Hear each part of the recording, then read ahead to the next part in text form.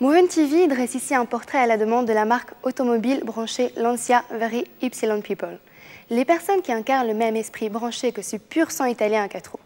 Movement TV a opté pour le photographe belge Yves Ullens. Il nous raconte comment il essaye de rendre la lumière dans ses photos.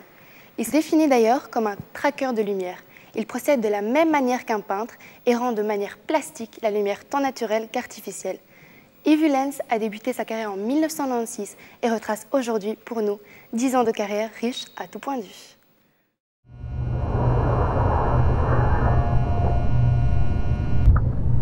For Very Ypsilon People.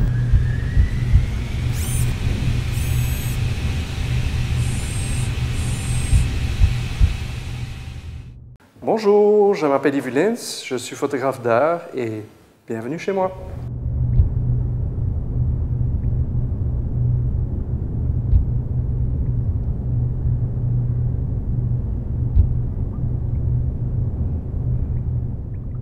Donc, traqueur de lumière, ça signifie aller, déjà comprendre la lumière, voir où elle est, aller la débusquer, parce qu'un traqueur, c'est quelqu'un qui va chercher, qui va débusquer la lumière, essayer de la comprendre, essayer de l'amadouer, jouer avec la lumière, et voir ce qu'elle peut apporter, je dirais, aux autres.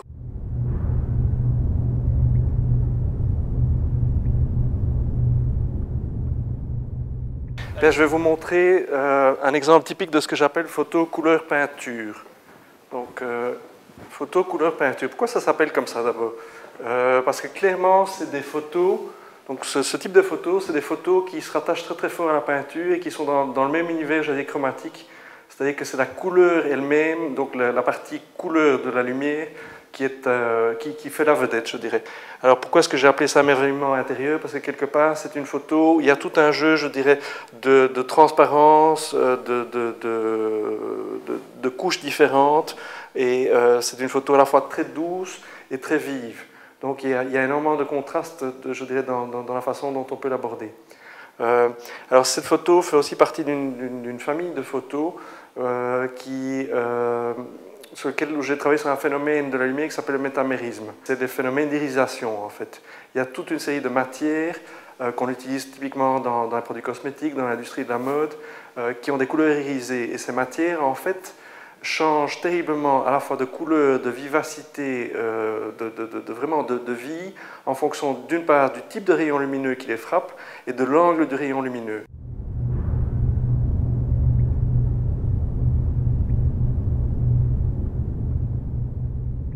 Donc les deux photos que vous voyez ici au fond sont deux photos qui clairement illustrent la partie de mon travail qui est centrée sur la lumière en mouvement, donc sur l'art cinétique. Ces deux photos sont nées à l'occasion d'une rencontre que j'ai faite avec un artiste français qui s'appelle Guillaume Escalier. Il avait créé un objet qui est un anneau lumineux qui tourne sur lui-même et qui devient donc une sphère. Et en fait, j'ai quelque part presque dansé autour de cet anneau lumineux qui est donc cette sphère, et en dansant comme un derviche tourneur, j'ai pris ma photo donc en mouvement, à la fois mouvement du corps et mouvement de l'appareil.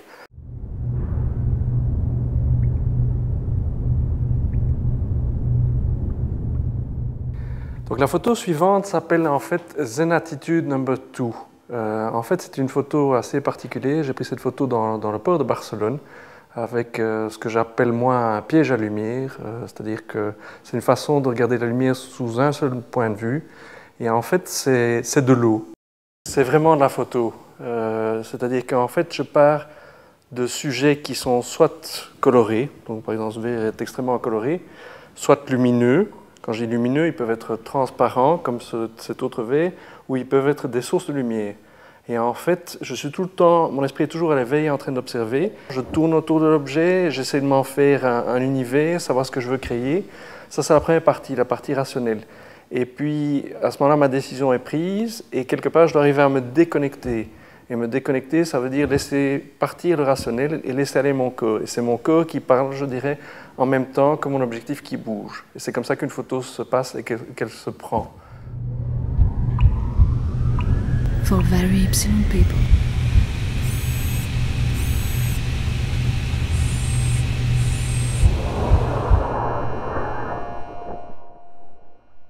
Le concept Very Ypsilon People est né d'une part du centenaire de la marque Lancia qu'on a fêté en 2006 et d'autre part du repositionnement de l'Ypsilon.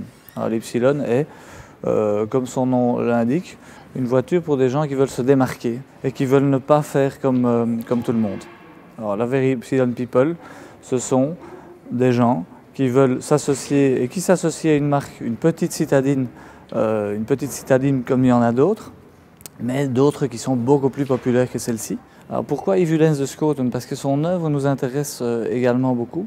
Et je pense sur l'association qu'il fait avec le jeu de couleurs et de lumière. On s'y retrouve aussi chez Lancia. Lancia, dans son histoire, toujours eu cette particularité d'également jouer avec les couleurs, avec la lumière, par son habitacle bien entendu toujours très lumineux, mais surtout par ses couleurs extérieures. Lancia étant la seule marque dans le monde automobile qui offre cette particularité d'offrir des voitures bicouleurs, c'est-à-dire qu'on va vraiment faire à la demande du client.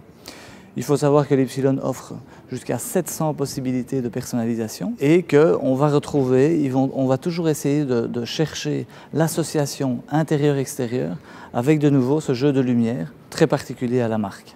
L'Ypsilon, c'est en deux mots, hein, c'est l'élégance et le tempérament. Alors l'élégance, pourquoi? De par sa forme, son style qui est assez unique. Et le tempérament, justement, parce qu'on va utiliser des combinaisons de couleurs qu'on n'a peut-être pas toujours l'habitude de voir, mais dont l'italien a le secret de ce style unique et ce raffinement. Alors ce raffinement, on va également le retrouver à l'intérieur des véhicules.